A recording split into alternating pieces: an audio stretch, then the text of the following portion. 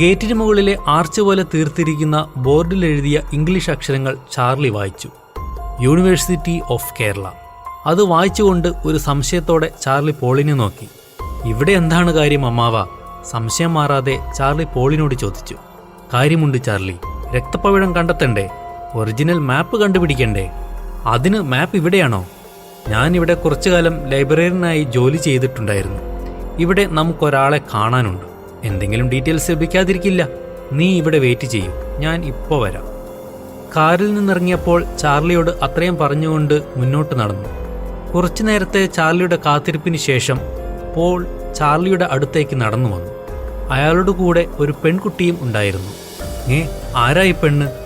കല്യാണം കഴിക്കാത്ത അമ്മാവന്റെ മോളാണോ? അമ്മാവൻ അത്രയ്ക്കും അതാവില്ല എന്തായാലും. പിന്നെ ആരായിരിക്കും? അവർ ചാർലിയുടെ അടുത്തേക്ക് എത്തുന്നതിന് മുൻപ് ചാർലി അത്രയും ചോദ്യങ്ങൾ മനസ്സിൽ ചോദിച്ചിരുന്നു. ഞാൻ നേരത്തെ പറഞ്ഞില്ലേ ഒരാളെ കാണാനുണ്ടെന്ന്? ഇതാണ് ഞാൻ പറഞ്ഞ കക്ഷി. പോൾ അടുത്തു നിന്നിരുന്ന പെൺകുട്ടിയെ പരിചയപ്പെടുത്തും പോലെ പറഞ്ഞു. ഇവിടുത്തെ ആർക്കിയോളജിക്കൽ ഡിപ്പാർട്ട്മെന്റ് വിഭാഗം ഹെഡാണ്. പോൾ തുടർന്നു. ചാർലി അവളുടെ കഴുത്തിൽ തൂങ്ങിക്കിടന്നിരുന്ന ID കാർഡിലെ ഇംഗ്ലീഷ് അക്ഷരങ്ങൾ പതിയെ വായിച്ചു. SAMANYA. സാമാന്യ. സാമാന്യ അക്ഷരങ്ങൾ കൂട്ടി വായിച്ചുകൊണ്ട് ചാർലി അവളുടെ പേര് വായിച്ചു. സാമാന്യ അല്ല, സമന്യ എന്നാണ്. അവൾ ചാർലി വായിച്ചത് ഇഷ്ടപ്പെടാത്തതുപോലെ മറുപടി പറഞ്ഞു. Oh sorry, Samanya. Nice name, really nice name. ഒരു ചിരിയോടെയാണ് ചാർലി അത് പറഞ്ഞത്. സമന്യ, ഇതാണ് ഞാൻ പറഞ്ഞ ചാർലി. ഞങ്ങൾക്ക് സമന്യയുടെ ഒരു സഹായം വേണമായിരുന്നു. പോൾ കണ്ണുകൊണ്ട് ചാർലി നോക്കി ആംഗ്യം കാണിച്ച് ബാക്കി പറയാൻ ആവശ്യപ്പെട്ടു. ചാർലി പോക്കറ്റിൽ നിന്ന് തനിക്ക് ലഭിച്ച മാപ്പ് പുറത്തേക്കെടുത്ത് അവളുടെ കയ്യിലേക്ക് നീട്ടിക്കൊണ്ട് പറഞ്ഞു. രക്തപ്പവിഴം. ചാർലിയുടെ കയ്യിൽ നിന്ന് മാപ്പ് വാങ്ങിക്കൊണ്ട് അവൾ അതിലേക്ക് നോക്കി. ഇതിനു വേണ്ടിയാണോ അങ്കിൾ എന്നോട് സഹായം ചോദിച്ചത്? പോളിനെ നോക്കിക്കൊണ്ട് അവൾ ചോദിച്ചു. പോൾ അതിന് മറുപടി പറയാത്തതുകൊണ്ട് അവൾ തുടർന്നു. രക്തപ്പവിഴം ഞാനും ഒരുപാട് കേട്ടിട്ടുണ്ട്. കുട്ടിക്കാലത്ത് അമ്മൂമ്മ പറഞ്ഞു തന്ന ഇതിന്റെ കഥകളോടൊപ്പം ഇതും തേടി പോയ പലരും ജീവിതം തൊലിച്ച കഥകളും കേട്ടിട്ടുണ്ട്. ചാർലി, ഒരു ബെഡ് ടൈം സ്റ്റോറി എന്നതിലപ്പുറം ഇതിലൊരു വസ്തുതയുമില്ല. രക്തപ്പവിഴം ഒരു മിത്താണ്. പലരും അതിന്റെ രഹസ്യം തേടി പോയിട്ടുമുണ്ട്. എന്നാൽ അതിൽ പലരും ഇന്ന് ജീവിച്ചിരിപ്പില്ല എന്നുള്ളതും എടുത്തു പറയേണ്ട ഒന്നാണ്. കാലവും സമയവും ജീവിതവും നഷ്ടപ്പെടുക എന്നതല്ലാതെ ഇതും തേടി പോയവർക്ക് മറ്റൊന്നും ലഭിച്ചിട്ടില്ല ചാർലി. സോറി അങ്കിൾ, എനിക്ക് ഈ കാര്യത്തിൽ സഹായിക്കാൻ പറ്റുമെന്ന് തോന്നുന്നില്ല. അവളുടെ നിലപാട് കേട്ട പോൾ ചാർലിയെ നോക്കി. പക്ഷേ എനിക്കങ്ങനെ വിട്ടുകളയാൻ പറ്റില്ല സമന്യ. എൻ്റെ അനിയൻ അവരുടെ കയ്യിലാണ്. അവനെ എനിക്ക് രക്ഷിച്ചേ പറ്റുള്ളൂ. ഞാൻ മുന്നോട്ട് തന്നെ പോകാൻ തീരുമാനിച്ചു സമന്യ. അമ്മാവാ, വാ പോകാം. ചാർലി കാറിന്റെ അടുത്തേക്ക് നടന്നു. പോളും അവളെ ഒന്ന് നോക്കിയ ശേഷം കാറിന്റെ അടുത്തേക്ക് നടന്നു. അങ്കിൾ, അവൾ പുറകെ നിന്ന് പോളിനെ വിളിച്ചു. എൻ്റെ എന്ത് സഹായമാണ് നിങ്ങൾക്ക് വേണ്ടത്? അവൾ ചാർലിയെ നോക്കിക്കൊണ്ട് ചോദിച്ചു. അവളുടെ ആ ചോദ്യത്തിന് ചാർലി ഒന്ന് പുഞ്ചിരിച്ചുകൊണ്ട് അവളുടെ അടുത്തേക്ക് നടന്നു. കയ്യിലുണ്ടായിരുന്ന മാപ്പ് വീണ്ടും അവളെ കാണിച്ചുകൊണ്ട് അവൻ പറഞ്ഞു. എൻ്റെ അനിയൻ എന്നെ ഏൽപ്പിച്ചതാണ് ഈ മാപ്പ്, രക്തപ്പവിഴത്തിലേക്കുള്ള മാപ്പ്. പിന്നീട് അവൻ തന്നെ പറയുകയുണ്ടായി ഇത് ഒറിജിനൽ മാപ്പ് അല്ലെന്ന്. എന്നാൽ അമ്മാവൻ പറയുന്നു ഈ ഡാർക്ക് ഷെയ്ഡ് കണ്ടോ? മാപ്പിലെ ഡാർക്ക് ഷെയ്ഡ് അവൾക്ക് കാണിച്ചുകൊണ്ട് അവൻ തുടർന്നു. അമ്മാവൻ പറയുന്നു ഈ ഡാർക്ക് ഷെയ്ഡിലാണ് നമ്മൾ അന്വേഷിക്കുന്ന രക്തപ്പവിഴമുള്ളതെന്ന്. അവൾ ചാർലിയുടെ കയ്യിൽ നിന്നും മാപ്പ് വാങ്ങി അതിലേക്ക് നോക്കി. ഇത് മാപ്പിന്റെ പകർപ്പല്ലേ? ഇതിന്റെ ഒറിജിനൽ എവിടെ? അവൾ ചാർലിയോട് ചോദിച്ചു. അതറിയില്ല സമന്യ. അവന്റെ കയ്യിൽ നിന്ന് ലഭിച്ചത് പകർപ്പാണ്. ഒറിജിനൽ കണ്ടെത്തണം. ഞാൻ നേരത്തെ പറഞ്ഞില്ലേ ചാർലി, ഒരിക്കലും ഇതിന്റെ ഒറിജിനൽ ലഭിക്കാൻ പോകുന്നില്ല. കാരണം രക്തപ്പവിഴം എന്നൊന്നില്ല.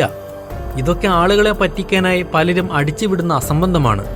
ഇതിനു വേണ്ടി സമയം കളഞ്ഞ് ജീവിതം നശിപ്പിക്കണം ചാർലി.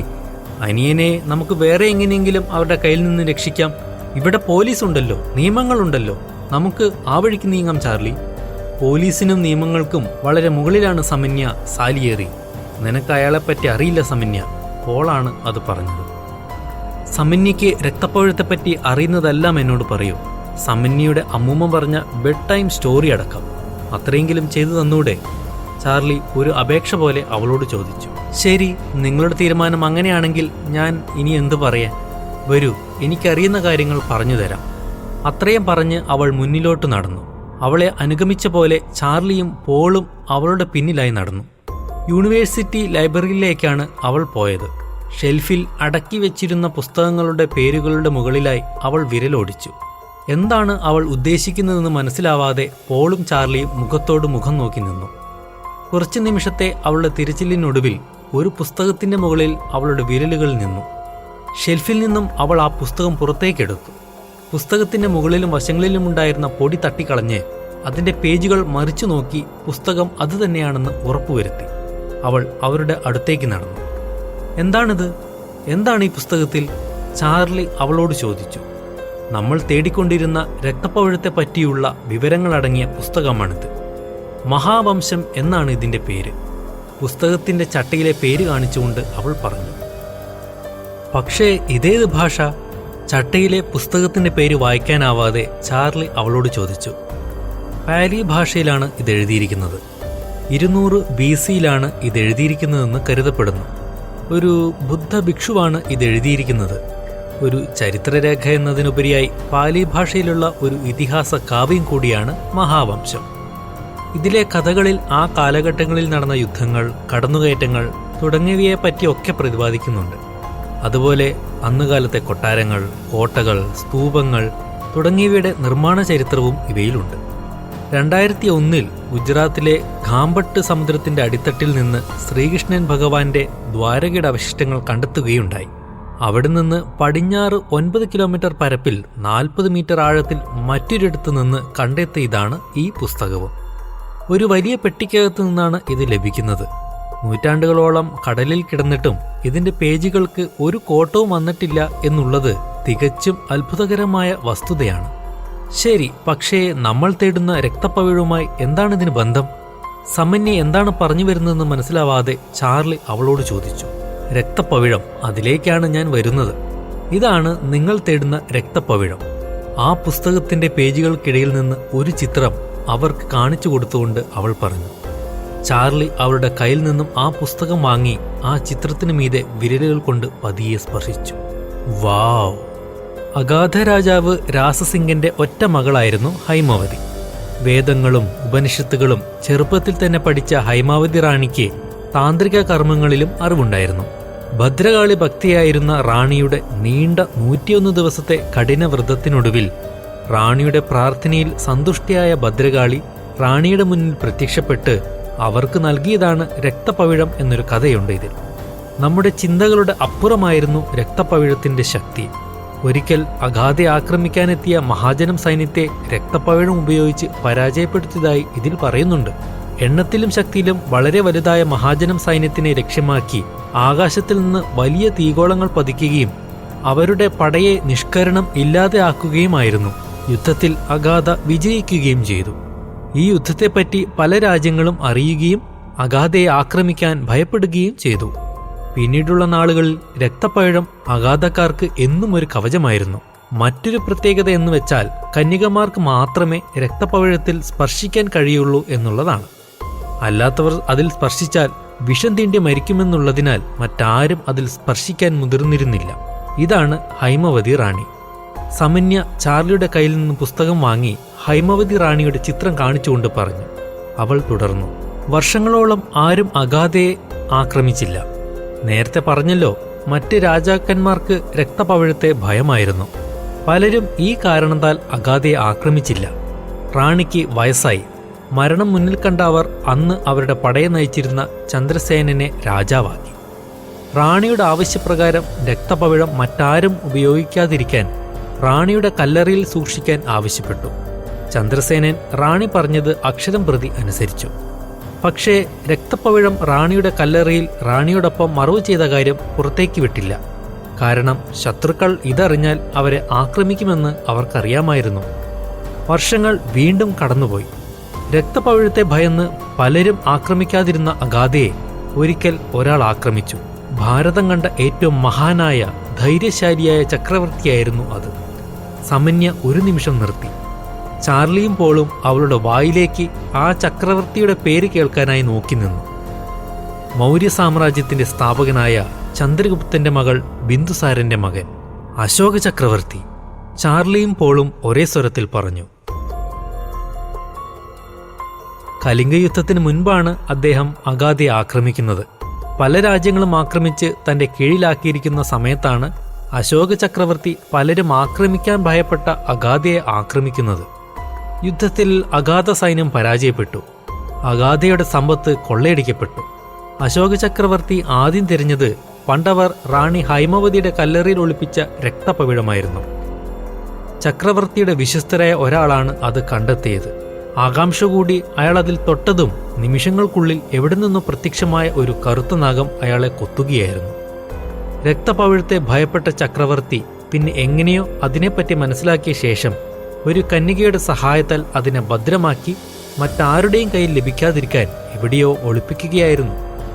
പിന്നീട് കലിംഗ യുദ്ധത്തിനു ശേഷം യുദ്ധത്തിലെ രക്തച്ചൊരിച്ചിലും ഭീകരതയും കണ്ട ചക്രവർത്തി ഇനിമേൽ യുദ്ധം ചെയ്യില്ലെന്നും ധർമ്മമാർഗത്തിൽ ചരിക്കുമെന്നും തീരുമാനമെടുത്തു. ബുദ്ധമതം പ്രചരിപ്പിക്കാനായി ജീവിതം മാറ്റിവെച്ചു.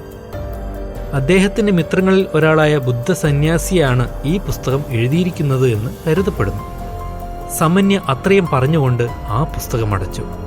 അപ്പോ അശോക ചക്രവർത്തിക്ക് മാത്രമേ ഇതിപ്പോ എവിടെയുള്ളതെന്ന് അറിയൂ അല്ലേ? ചാർലി ചോദിച്ചു. അറിയില്ല ചാർലി, ഒരുപക്ഷെ ഇതൊരു കഥയാകാം. അശോക ചക്രവർത്തി സത്യമാണെങ്കിലും ഇതിൽ പറഞ്ഞിരിക്കുന്ന രക്തപവിഴം ഉണ്ടോ എന്നുള്ളതിൽ എനിക്ക് ഉറപ്പില്ല. ആ പുസ്തകം തരൂ. പെട്ടെന്ന് ചാർലി അവളോട് ആ പുസ്തകം ആവശ്യപ്പെട്ടു. ഇതിലുള്ള കാര്യമാണ് ഞാൻ പറഞ്ഞത്. ഇനി എന്തിനാണ് ഈ പുസ്തകം? സോറി, ഇത് ചരിത്രരേഖയാണ്, നിങ്ങൾക്ക് തരാൻ കഴിയില്ല. സമന്യ ആ പുസ്തകത്തിന്റെ ചട്ടകൾ ശ്രദ്ധിച്ചോ? പുസ്തകത്തിന്റെ ചട്ടയിൽ ചൂണ്ടിക്കാട്ടി ചാർലി പറഞ്ഞു. ശ്രദ്ധിച്ചു നോക്ക്, മുന്നിലെ ചട്ടയേക്കാൾ കട്ടി കൂടുതലാണ് പിന്നിലെ ചട്ടയ്ക്ക്. ഇത് അശോക ചക്രവർത്തിയുടെ മിത്രം എഴുതിയതല്ലേ? അങ്ങനെയെങ്കിൽ ഒരു പക്ഷേ... ചാർലി അവളുടെ കയ്യിൽ നിന്നും ആ പുസ്തകം തട്ടിപ്പറിച്ചു. ഹേ ചാർലി, എന്താണ് കാണിക്കുന്നത്? അമ്മാവ, കാറിന്റെ കീ തരൂ. എന്താണ് ചാർലി ഉദ്ദേശിക്കുന്നതെന്ന് മനസ്സിലാകാതെ പോൾ കാറിന്റെ കീ അവന് കൊടുത്തു. ചാർലി കീയുടെ അഗ്രം കൊണ്ട് ആ പുസ്തകത്തിന്റെ പിന്നിലെ ചട്ടയുടെ നടുവിലൂടെ കുത്തിക്കീറി. ആ ചട്ടയ്ക്കുള്ളിൽ നിന്നൊരു പേപ്പർ താഴേക്ക് വീണു. ചാർലി നിലത്ത് വീണ ആ പേപ്പർ കയ്യിലെടുത്ത് തുറന്നു നോക്കി. മാപ്പ്! ആശ്ചര്യം കൊണ്ടും സന്തോഷം കൊണ്ടും ചാർലി പറഞ്ഞു. അമ്മാവാ, സമന്യ, മാപ്പ്! ചാർലി വീണ്ടും അവരോടായി പറഞ്ഞു. ചാർലി തന്റെ കയ്യിലുണ്ടായിരുന്ന മാപ്പിന്റെ കോപ്പി എടുത്ത് പുസ്തകത്തിൽ നിന്ന് ലഭിച്ച മാപ്പുമായി ഒത്തുനോക്കി. ഇത് രണ്ടും തമ്മിൽ വ്യത്യാസമില്ലല്ലോ അമ്മാവ. രണ്ട് കൈയിലെ മാപ്പുകൾ ഒത്തുനോക്കിക്കൊണ്ട് ചാർലി പോളിനോട് പറഞ്ഞു. എവിടെ, നോക്കട്ടെ. പോൾ ചാർലിയുടെ കയ്യിൽ നിന്നും മാപ്പ് വാങ്ങിക്കൊണ്ട് പറഞ്ഞു. ചാർലിയുടെ കയ്യിൽ നിന്നും മാപ്പിന്റെ കോപ്പിയും വാങ്ങിക്കൊണ്ട് പോളും ഒത്തുനോക്കി. ശരിയാണ് ചാർലി, രണ്ടും ഒരേപോലെ തന്നെയാണ്. പക്ഷേ ഇതിലെയും ഡാർക്ക് ഷെയ്ഡ് കണ്ടോ? ഫോട്ടോ കോപ്പിയിൽ ഈ ഭാഗം കറുപ്പാണെങ്കിൽ ഇതിൽ നീല നിറത്തിലാണ്. ഈ നീല നിറമായിരിക്കണം കോപ്പിയിൽ വന്നപ്പോൾ കറുത്ത നിറമായതെന്ന് തോന്നുന്നു. ഒരു നിമിഷം ആ മാപ്പൊന്നു തരൂ. അതുവരെ ഒന്നും മിണ്ടാതിരുന്ന സമന്യ പോളിനോട് മാപ്പ് ചോദിച്ചു. പോൾ ചാർലി നോക്കി മാപ്പ് കൊടുക്കണോ എന്ന് ചോദിക്കും പോലെ നോക്കി. ചാർലി അവൾക്ക് കൊടുത്തോ എന്ന് പറയും വിധം തലയാട്ടി. പോൾ മാപ്പ് സമന്യയ്ക്ക് കൊടുത്തു. അവൾ രണ്ട് മാപ്പിലേക്കും മാറി മാറി സൂക്ഷിച്ചു നോക്കി. ഈ ഡാർക്ക് ഷെയ്ഡ് അല്ലെങ്കിൽ ഈ നീല നിറം എനിക്ക് തോന്നുന്നത്... അവൾ മുഴുവനാക്കാതെ മാപ്പിലേക്ക് നോക്കിക്കൊണ്ട് പറഞ്ഞു. തോന്നുന്നത്? ചാർലി ചോദിച്ചു. ചാർലി, ഭാരതം കണ്ട മഹാനായ രാജാവ് അത്ര എളുപ്പത്തിൽ രക്തപൗഴത്തിലേക്ക് എത്തിക്കാനുള്ള വഴി കാണിച്ചു തരുമെന്ന് തോന്നുന്നുണ്ടോ? മുത്തച്ഛൻ ചന്ദ്രഗുപ്തന് അപ്രാപ്യമായിരുന്ന കലിംഗയെ തോൽപ്പിച്ച അശോക ചക്രവർത്തി ഒരിക്കലും എളുപ്പം നമ്മളെ രക്തപൗഴത്തിലേക്ക് എത്തിക്കില്ല. മാപ്പ് ശരിയല്ലെന്നാണോ സമന്യ പറയുന്നത്? ചാർലി വീണ്ടും ചോദിച്ചു. ഒരിക്കലുമല്ല. ചാർലി, ലിറ്റ്മസ് എന്ന് കേട്ടിട്ടുണ്ടോ? പണ്ടെങ്ങോ കേട്ടിട്ടുണ്ട്. സയൻസിൽ പണ്ടേ ഞാൻ വീക്കാ. സമന്യ, സസ്പെൻസ് ഒന്ന് അവസാനിപ്പിച്ച് ഈ മാപ്പിനെ പറ്റി ഒന്ന് പറയാമോ? പറയാം. ഈ കാണുന്ന ഡാർക്ക് ഷെയ്ഡ്, ഈ നീല നിറം ലിറ്റ്മസ് ആണെന്നാണ് എനിക്ക് തോന്നുന്നത്. ലിറ്റ്മസ് അതിനത്രയും വർഷങ്ങൾക്ക് മുമ്പ് കണ്ടുപിടിച്ചിട്ടുണ്ടോ? പോൾ അവളോട് ചോദിച്ചു. അതാണ് എനിക്കും സംശയം. അവൾ വീണ്ടും മാപ്പിലേക്ക് നോക്കി നിന്നു. ആരെങ്കിലും ഒന്ന് പറയാമോ, എന്താണ് ഈ ലിറ്റ്മസ്? ക്ഷമ നശിച്ച ചാർലി അവരോട് ചോദിച്ചു. കുമിൾ ജീവിവർഗവും പായൽ ജീവിവർഗവും ഒന്നിച്ച് ജീവിക്കുന്ന ജീവിതക്രമത്തെയാണ് ലൈക്കനുകൾ എന്ന് വിളിക്കുന്നത്. ലൈക്കനുകളിൽ നിന്ന് വേർതിരിച്ചെടുക്കുന്നതും ജലത്തിൽ ലയിക്കുന്നതുമായ മിശ്രിതമാണ് ലിറ്റ്മസ്. ഒരു സംശയം, സമന്യ യൂണിവേഴ്സിറ്റിയിലെ ആർക്കിയോളജിക്കൽ ഹെഡാണോ അതോ ഏതെങ്കിലും ശാസ്ത്രശാഖയുടെ ഹെഡാണോ? ഇനിയെങ്കിലും ലിറ്റ്മസും ഈ മാപ്പും തമ്മിലുള്ള ബന്ധം എന്താണെന്ന് പറയാമോ? ചാർലി സമന്യ പറയുന്നതിന് ഇടയ്ക്ക് കയറി ചോദിച്ചു. അവൾ മുഴുവനാക്കട്ടെ ചാർലി. സമന്യ ബാക്കി പറയൂ. പോൾ അവളോട് ബാക്കി പറയാൻ ആവശ്യപ്പെട്ടു. അവൾ ചാർലിയെ ഒന്ന് നോക്കിയ ശേഷം തുടർന്നു. pH മൂല്യനിർണ്ണയത്തിനാണ് ലിറ്റ്മസ് ഉപയോഗിക്കുന്നത്. നീല ലിറ്റ്മസ് കടലാസ് അമ്ലഗുണ സാഹചര്യത്തിൽ ചുവപ്പ് നിറമാവുകയും ഇനി ചുവപ്പ് ലിറ്റ്മസ് ക്ഷാരഗുണ സാഹചര്യത്തിൽ നീല നിറമാവുകയും ചെയ്യും. നമുക്ക് ലഭിച്ചിരിക്കുന്നത് നീല നിറത്തിലുള്ള ലിറ്റ്മസ് ആണ്. ഒരുപക്ഷെ ഈ നീല നിറത്തിനുമപ്പുറം നിങ്ങൾ തേടുന്ന രക്തപ്പവഴം ഉണ്ടായിരിക്കാം. രക്തപ്പവഴം ശരിക്കുമുണ്ടെന്ന് ശരിവെക്കും പോലെയായിരുന്നു സമന്യ അത് പറഞ്ഞത്. അപ്പോൾ അമ്ലഗുണമുള്ള സാഹചര്യം ഉണ്ടാക്കിയെടുത്താൽ ഈ നീല നിറത്തിൽ ഒളിപ്പിച്ചിരിക്കുന്ന മാപ്പിന്റെ ബാക്കി ഭാഗങ്ങൾ നമുക്ക് മനസ്സിലാക്കാം അല്ലേ? അതെ, പക്ഷേ എനിക്കിപ്പോഴും മനസ്സിലാകാത്തത് അത്രയും വർഷങ്ങൾക്ക് മുൻപ് ലിറ്റ്മസ് അവർ കണ്ടുപിടിച്ചിരുന്നോ എന്നുള്ളതാണ്. പോൾ ലിറ്റ്മസിനെ പറ്റി സമന്യ പറഞ്ഞത് വിശ്വസിക്കാനാവാതെ അവളോട് ചോദിച്ചു. 2001 ദ്വാരകയുടെ അവശിഷ്ടങ്ങൾ കണ്ടെത്തിയപ്പോൾ റിസർച്ച് നടത്തിയിരുന്ന ആർക്കിയോളജി കമ്മിറ്റി പറഞ്ഞിരുന്നു ദ്വാരക സൊഫിസ്റ്റിക്കേറ്റഡ് സിറ്റി ആയിരുന്നുവെന്ന്. എന്തിനേറെ പറയുന്നു, ശോഭാപുര എന്ന പറക്കും വിമാനവും അന്നുകാലത്തുണ്ടായിരുന്നുവെന്ന് മിത്തുകളിൽ പറയുന്നതിനെ അവരും ശരിവച്ചിരുന്നു. അങ്ങനെ നോക്കുമ്പോൾ ഒരുപക്ഷെ ലിറ്റ്മസ് അവർ കണ്ടുപിടിച്ചിരിക്കാം എന്ന നിഗമനത്തിൽ നമുക്കെത്താം. അവൾ പോളിന്റെ സംശയം തീർത്തുകൊടുത്തു. ഇതിലെ നീലനിറം മാറ്റി ഇതിൽ മറിഞ്ഞിരിക്കുന്ന മാപ്പിന്റെ ബാക്കി ഭാഗം ലഭിക്കാൻ ഇനി നമ്മൾ എന്താണ് ചെയ്യേണ്ടത്? ആസിഡ് മാപ്പിന്റെ നീല നിറമുള്ള ഭാഗത്ത് ഒഴിക്കണോ? അടക്കിപ്പിടിച്ച ആകാംക്ഷ മൊത്തമായി ചാർലിയിൽ നിന്ന് പുറത്തേക്ക് വന്നിരുന്നു അവൻ അത് പറയുമ്പോൾ. അരുത്, നേർത്ത ഗുണമുള്ള ആസിഡ് വേണം ഇതിനുപയോഗിക്കാൻ. അല്ലെങ്കിൽ ഒരുപക്ഷെ മാപ്പ് ഉരുകിപ്പോവുകയോ കത്തിപ്പോവുകയോ ചെയ്യും. ഒന്നുകിൽ നാരങ്ങാനീര് അല്ലെങ്കിൽ തൈര്. വളരെ നേരിയ അമ്ലഗുണമുള്ളവ വേണം ഉപയോഗിക്കാൻ. വെയിറ്റ്, ഞാനിപ്പോൾ വരാം. അവൾ അത്രയും പറഞ്ഞുകൊണ്ട് ലൈബ്രറിയിൽ നിന്ന് പുറത്തേക്ക് പോയി. തിരിച്ചു വന്നത് പകുതിയായി മുറിച്ച നാരങ്ങയുമായിട്ടായിരുന്നു. മേശപ്പുറത്തേക്ക് പുസ്തകത്തിന്റെ ചട്ടയിൽ നിന്ന് ലഭിച്ച ഒറിജിനൽ മാപ്പ് വെച്ചുകൊണ്ട് അതിലെ നീല നിറമുള്ള ഭാഗത്തായി നാരങ്ങ പിഴിഞ്ഞ് അതിന്റെ നീര് കൈകൊണ്ടായി അതിന് മുകളിലായി പുരട്ടി. എവിടെ? ഒന്നും കാണാനില്ലല്ലോ, ചാർലി അവളോട് ചോദിച്ചു. വെയിറ്റ്, ലിറ്റ്മസ് ആണെങ്കിൽ ഇപ്പോൾ നിറം മാറും, മാപ്പിലേക്ക് നോക്കിക്കൊണ്ട് അവൾ പറഞ്ഞു. ചാർലിയും പോളും മാപ്പിലെ നീല നിറമുള്ള ഭാഗത്തുണ്ടാകാനായി പോകുന്ന മാറ്റത്തിനായി നോക്കി നിന്നു. അവൾ പറഞ്ഞ പോലെ നീല നിറം പതിയെ മാറുവാൻ തുടങ്ങി.